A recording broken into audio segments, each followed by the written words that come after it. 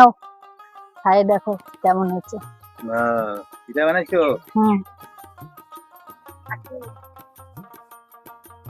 Fresh super. না করে বোঝাই, তোমরা সবাই একটা একটা করে নাও, খেয়ে দেখো, সবাই খেয়ে দেখো।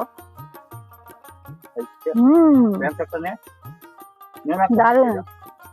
এই হয়েছে। তোমরাও বানায় খাবার সেই লাগে এই ক্ষীরটা।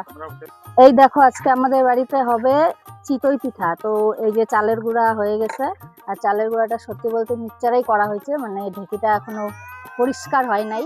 শীতের দিনে ওইটা পরিষ্কার করে তবে শীতের দিনে চালের গুঁড়া করা হয়। আর এদিকে হবে খিরসার জন্য এই দেখো নারকেল কুচি, আর এদিকে আছে চিনি, আর এই যে দুধ। তো খিরসা হবে আর হবে চিতই পিঠা।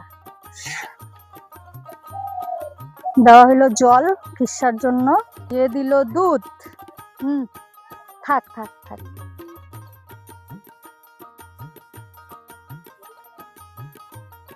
চিনি দিয়ে দিলাম, দিয়ে দিলাম নারকেল,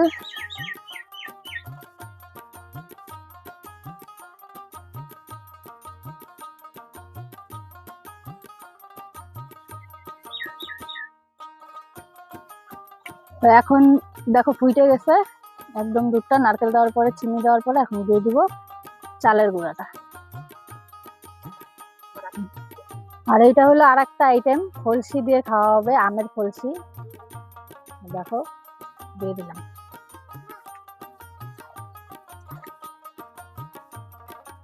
একটু টক টক লাগবে, ভালোই লাগে। তো দেখো আমি পিঠাটা অত ভালো বানাইতে পারি না, তাই মাকে বললাম পিঠাটা তুমি বানাও।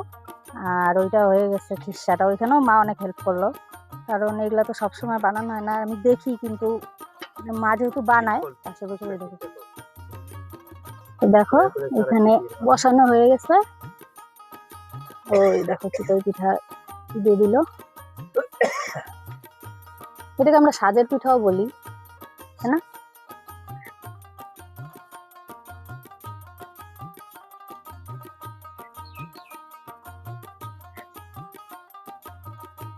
শীত না পড়তে আমাদের পিঠা খাওয়া শুরু, শীত গরম লাগে না। তো এই দেখো পিঠাটা হয়ে গেছে, আর কি সুন্দর ফুলছে দেখো।